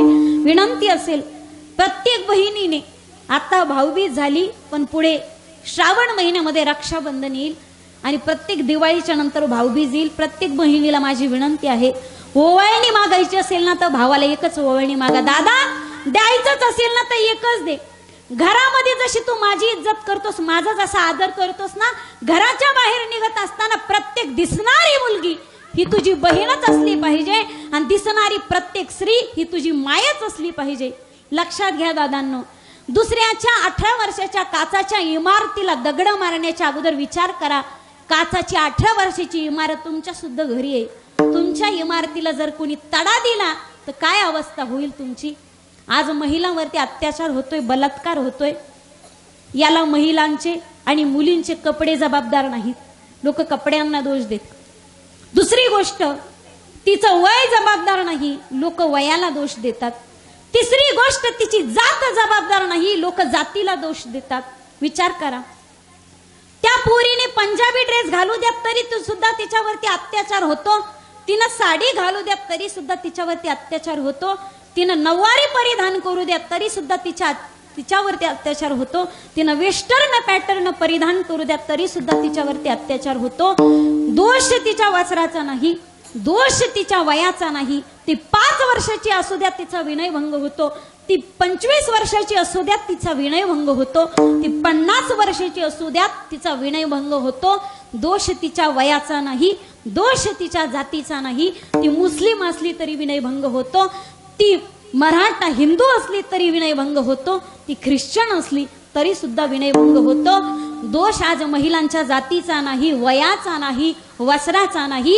अरे दोष समाजामध्ये असलेल्या त्या वाईट वासनांचा आहे, ज्या वासनामध्ये स्वतःची माय सुद्धा माय दिसत नाही, स्वतःची बहीण सुद्धा बहीण दिसत नाही. विनंती असेल माझी आपल्याला, त्या मुलींचा आदर करा, स्त्रियांचा आदर करा, महिलांचा, स्त्री वर्गाचा आदर करा. घरामध्ये मुलगी जन्माला येऊ द्या. आज आम्हाला घरामध्ये मुलगी आवडत नाही, गोठ्यामध्ये गाय आवडत नाही, घरामध्ये वृद्ध म्हातारे मायबाप आवडत नाही, बांधावरती झाड आवडत नाही, लोक उंबलतात, पाऊसच पडत नाही. अरे तू बेईमान झालास म्हणून निसर्गाला बेईमान व्हावं वाटतंय, व्हावं लागतंय. विनंती आहे माझी, हे सगळं करण्यासाठी आधी माणूस म्हणून हे सगळं जर करायचं असेल तर आधी गळ्यामध्ये पवित्र तुळशीची माळ घाला. आज मला आश्चर्य वाटतंय, आज जगावरती वारकरी संप्रदायाचे जेवढे उपकार आहेत तेवढे कोणाचेच उपकार नाहीत. 98% काम आज वारकरी संप्रदाय करतो, 2% काम फक्त सरकारच आहे. महिलांवरती बलात्कार झाल्याच्या नंतर सजा सुनावणारा, फाशी देणारं सरकार आहे. पण महिलांवरती अत्याचार आणि बलात्कार होऊ नये म्हणून वेळोवेळी साधू संतांची शिकवण आणि साधू संतांची वचनं वारकरी संप्रदाय कीर्तनातून दिल्या जाते. पराविया नारी माऊली समान, पराविया नारी रुक्मिणी समान, ही संतांची शिकवण वारकरी संप्रदाय वेळोवेळी कीर्तनातून देतोय. आज 50% लोक वारकरी संप्रदायामध्ये आहेत. जगातले, भारतातले 50% लोक आज वारकरी संप्रदायामध्ये आहेत. 50% लोक शासनासाठी आहेत. 50% लोक गुन्हेगारीपासून आलिप्त आहेत. म्हणून 50% आज भारतामध्ये गुन्हेगारी नियंत्रणामध्ये आहेत. आणि हे जर 50% जर मोकळे सोडले ना तर कैदी ठेवायचे कुठे, अशी परिस्थिती निर्माण होईल. विनंती असेल माझी आपली सगळ्यांना, आता सगळ्यांनी कान देऊ नये का, आपल्या पोरांसाठी संपत्ती कमवण्याच्या भानगडीत पडू नका. आपल्या मुलांसाठी संस्कार कमवण्याचा प्रयत्न करा.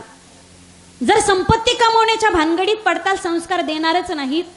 आज मुंबईचा 3 नंबरचा श्रीमंत असणारा 12,000 कोटीचा मालक रेमंड कंपनीचा संस्थापक अध्यक्ष विजयपत सिंघानिया आज किरायाच्या खोलीमध्ये राहतो का? केवळ आपल्या मुलावरती चांगले संस्कार केले नाहीत म्हणून. तुम्हाला माहिती, 100% मुस्लिमांना अल्लाचं अस्तित्व मान्य, पण 50% हिंदू लोक देवच नाही म्हणतात. हे आपल्या धर्माचं दुर्दैव आहे. मुस्लिमाचा 5 वर्षाचा मुलगा असू द्या, तो दिवसातून कितीतरी वेळा नमाज पाडतो.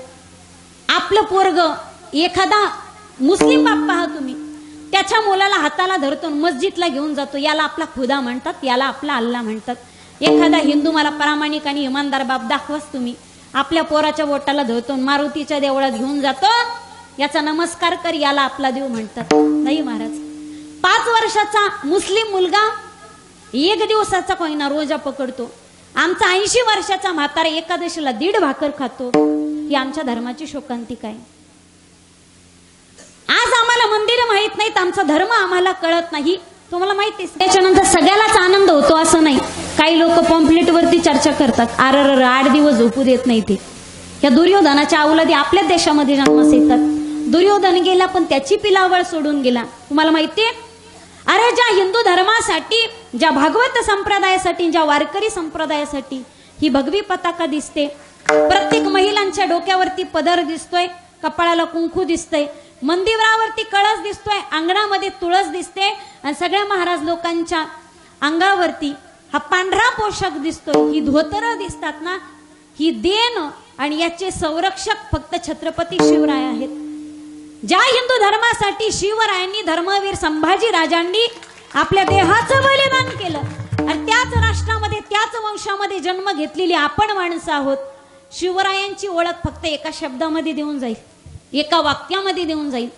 अरे 33 कोटी देवतांचे अब्जावधी मंदिर असतील, 33 कोटी देवतांचे अब्जावधी मंदिर असतील, पण ज्याचं एकही मंदिर नसताना अब्जावधी लोकांच्या हृदयामध्ये ज्याचं राज्य आहे तो राजा म्हणजे शिव छत्रपती. बायको मेल्याच्या नंतर बायकोचे थडगे बांधणारे अनेक पाहिले. अरे बायको मेल्याच्या नंतर बायकोचे थडगे बांधणारे अनेक पाहिले, पण जिवंत आईच्या स्वप्नाचं स्वराज्य पूर्ण करण्यासाठी वयाच्या 16व्या वर्षी रोहिडेश्वराच्या पिंडीवरती स्वतःच्या रक्ताचा अभिषेक करणारा जगाच्या पाठीवरचा एकमेव वीर तो म्हणजे राजा शिव छत्रपती. फक्त 5 मिनिटं घेणार तुमचे. आठवा तो प्रसंग. राजे 15 वर्षाचे झाले होते आणि दादोजी कोंडदेवांच्या समवेत मावळच्या दऱ्याखोऱ्यामध्ये फिरत असताना एक मावळ्याचा पोरगा राज छत्रपती शिवरायांचा मित्र होऊ लागला. यामध्ये तान्हाजी मालुसरे होते, सूर्याजी मालुसरे होते, येसाजी कंक होते, दादाजी नरसप्रभू होते, बाजी पासलकरांच्या सारखे वृद्ध होते. आणि एक दिवस ही सगळी मंडळी रोहिडेश्वरावरती जमली. साऱ्यांनी हातामध्ये बेल भंडारा उचलला आणि पिंडीच्या भोवती सर्वजण बसले. हातामध्ये बेल भंडारा उचलला, उधळणार एवढ्यामध्ये राजांनी सर्व वीरांच्याकडे पाहिलं. म्यानातली तलवार काढली, आपलं बोट पिंडीवरती धरलं, स्वतःच्या रक्ताचा अभिषेक पिंडीवरती केला आणि राजे सर्व वीरांकडे पाहून बोलतात, वीरांनो पुन्हा एकदा विचार करा. अरे स्वराज्यासाठी सुलतानाशी टक्कर देणं हे कार्य सोपं नाही, प्रसंगी प्राण जाण्याची सुद्धा भीती आहे. ते वाक्य ऐकल्याच्या नंतर तान्हाजी मालुसरा कडाडला. राजा शेळी म्हणून जगणं आता मला मान्य नाही, इथून पुढे जीवन जगू तर वाघाच जीवन जगू. साऱ्यांनी हातामध्ये बेल भंडारा उचलला आणि एकच सिंह गर्जना त्या ठिकाणी झाली. हर हर हर हर छत्रपती शिवाजी महाराज की धर्मवीर संभाजी महाराज की वंदे वंदे वंदे. ती सिंह गर्जना सगळ्या सह्याद्रीच्या दऱ्याखोऱ्यामध्ये घुमली आणि ती घुमण्यास कारण फक्त मा जिजाऊंचे संस्कार होते. पण विनंती माझी, आपल्या मुलाबाळावरती चांगले संस्कार करा. आज लोक सुधारले पण वाईटपणात तेवढ्याच भरमसाठ भरकटतोय. मग माहिती, आज पंढरपूरची बारी पार मंगळवेढेच्या पुढे आली. 5 रुपयाचं नारळ 20 रुपयाला झालं. आज लोकांचे रस्ते सुधारले पण रस्त्यावरून लोकांना, काही लोकांना घराकडे जाताना रात्री आजही नीट चालता येत नाही. पाऊले चालती, मी पंढरीची म्हणले नाही, मी दुकानाची म्हटली नाही. आज तुमच्या आमच्या हातामध्ये, आज सगळ्यांचे रस्ते सुधारलेत, सिमेंट कॉन्क्रिटीकरण डांबरीकरणाचे झालेत, त्या रस्त्यावरून आमचं चालणं सुधारलं नाही. आज सगळ्यांच्या हातामध्ये मोबाईल आला 5, 25, 50 हजाराचा, पण त्या मोबाईलवरनं बोलणं आमचं सुधारलं नाही. आजचा माणूस चंद्रावर गेला, मंगळावर गेला. आजचा व्यक्ती चंद्रावरती जात असेल पण शेजारच्या चंद्रकांत नावाच्या माणसाला राम राम घालत नसेल, ही प्रगती असेल का? आजची महिला मंगळावर जाऊन येत असेल, आजच्या महिलेने तर एवढी प्रगती केली, आजची महिला चंद्रावर गेली, मंगळावर गेली, नको नको म्हणत असताना शनीचा चबुतरा चढली, एवढी प्रगती केली. मंगळावर जात असेल पण शेजारच्या मंगलाबाईशी 4 महिने झाले बोलत नाही, ही प्रगती असेल का? ही प्रगती नाहीये. आज माणसाने माणसाशी जवळ यावं, माणसाच्या जवळ यावं. आज लोक दूर चालत चाललीत, त्या दूर लोकांना सोबत घेऊन एक सत्य मार्ग पत्करावा आणि त्या सत्याच्या मार्गाने संपूर्ण जगभर ज्ञानाची ज्योत प्रज्वलित करावी. हीच खरी आमच्या महापुरुषांना दिलेली श्रद्धांजली असेल आणि भागवत संप्रदायासाठी करण्याचं हेच एक कार्य असेल. साऱ्यांना विनंती असेल, माझे जगाचं वातावरण एवढं प्रदूषित झालं, याला ताळ्यावर आणायचे 2च गोष्टी, 2 घटक महत्वाचे आहेत. विज्ञानही महत्वाचं आहे आणि अध्यात्मही महत्वाचं आहे. विवेकानंद सांगतात, की विज्ञान आणि अध्यात्म यांच्या समन्वयातून जगामध्ये सुख आणि शांतता नांदू शकते. Union of science and religion spirituality will bring and peace for the humanity. झालेली सेवा प्रभू चरणी समर्पित, माऊलींच्या चरणी समर्पित, सर्व श्रुतवृंदांच्या चरणी समर्पित. सर्वांनी या ठिकाणी सुंदर साथ दिली. हरिभक्ती पारायण आमचे सर्वच कलाकार, सर्वच महाराज या ठिकाणी उपस्थित होते. तुम्हीही सर्वांनी सर्वांगाचे कान करून इथे तुकोबाराच्या अभंगावरती चिंतन करण्याचा आपण सर्वांनी प्रयत्न केला, म्हणून सर्वांचे धन्यवाद. झालेली सेवा प्रभूचरणी समर्पित.